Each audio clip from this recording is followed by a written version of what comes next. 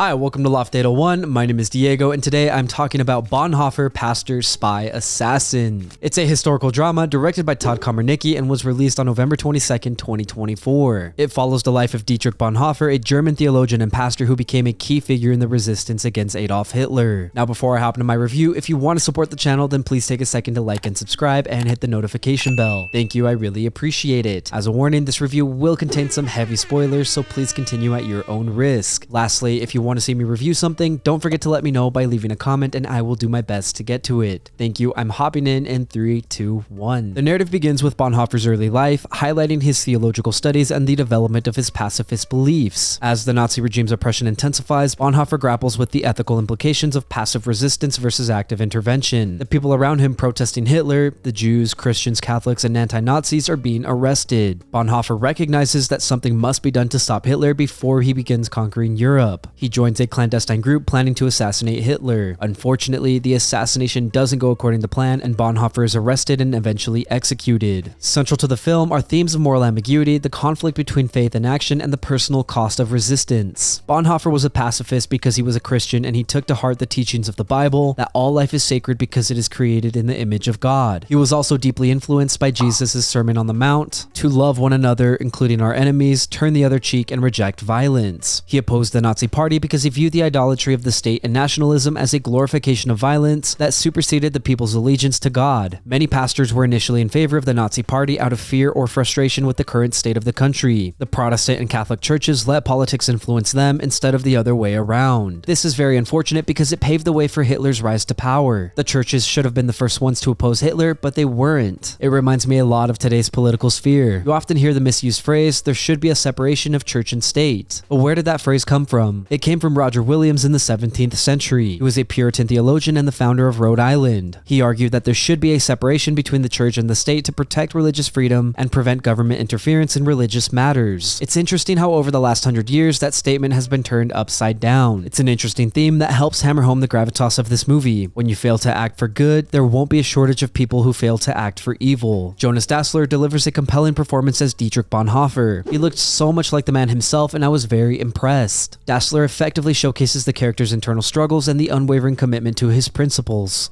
Diehl portrays Martin Niemöller, a fellow pastor and resistance member who provides a nuanced depiction of camaraderie and shared resolve. Niemöller was sent to a concentration camp, but he survived the camps and the war and later gave this famous quote about the dangers of complicity. First, they came for the socialists and I did not speak out because I was not a socialist. Then they came for the trade unionists and I did not speak out because I was not a trade unionist. Then they came for the Jews and I did not speak out because I was not a Jew. Then they came for me and there was no one left to speak for me. The film features Niemöller giving this quote and it's a powerful statement that resonates today. Another awesome character included in this movie is Frank Fisher, played by David Jonsson. He's an African-American friend who helped influence Bonhoeffer's young adult life and understanding of racial injustice. Jonsson was an awesome casting choice and I would love to see more of his filmography. His friendship with Bonhoeffer was special and I loved how it was portrayed. The remainder of the supporting cast is also great. Flula Borg plays Hans von Dohany, Bonhoeffer's brother-in-law and co-conspirator, highlighting the familial ties within the resistance movement. Moritz Bleibtreu and Nathan Heidenreich portray Bonhoeffer's parents, Karl and Paula, and offer an insight into his upbringing. Visually, the film employs a muted color palette reflecting the bleakness of the era and the moral complexities faced by the characters. Cinematographer John Matheson utilizes tight framing and close-ups to capture the intensity of personal conflicts, while wider shots depict the oppressive environment of Nazi Germany, which, speaking of Nazi Germany, I think it was recreated with meticulous attention to detail through costumes, architecture, and props. Each setting, such as the Bonhoeffer's home to the austere interiors of the Nazi prisons, adds to the historical accuracy. The film's portrayal of the Confessing Church, a movement opposing Nazi interference in religious matters, shows the clandestine nature of the religious gatherings and the risks involved. The soundtrack was composed by Antonio Pinto and Gabriel Ferreira and provides a haunting score that complements the film's somber tone. The music incorporates classical elements with strings and piano pieces that underscore the emotional weight of Bonhoeffer's journey. The soundtrack is used well to enhance emotional moments without overshadowing the narrative. On a happier note, I love the jazz and lively music Bonhoeffer experienced when studying theology in New York as a young adult. The jazz was incredible and really makes me want to visit a jazz bar. The only real complaint I have with this movie is the narrative structure and pacing. Dietrich Bonhoeffer lived an extensive life and trying to capture all of it is very hard. The main narrative follows Bonhoeffer after he's been arrested and awaiting execution, with the bulk of the film following flashbacks to his past. I'm not the biggest fan of this narrative structure because it feels too uneven and disjointed. Jumping back and forth between the past and the present makes it hard to tell a cohesive story. I think it's something that harms improves the pacing of this movie and minimizes some of the emotional weight of the narrative. That said, it's still a heavy film with lots of gravitas, and it's tragic seeing the events unfold. A secondary, smaller complaint that I have is that the name of the film, Bonhoeffer, Pastor, Spy, Assassin, doesn't really fit the narrative of the film or the historical life of Dietrich. It's misleading, but I also understand that for copyright and legal issues, they couldn't just leave the title as Bonhoeffer. It's too bad.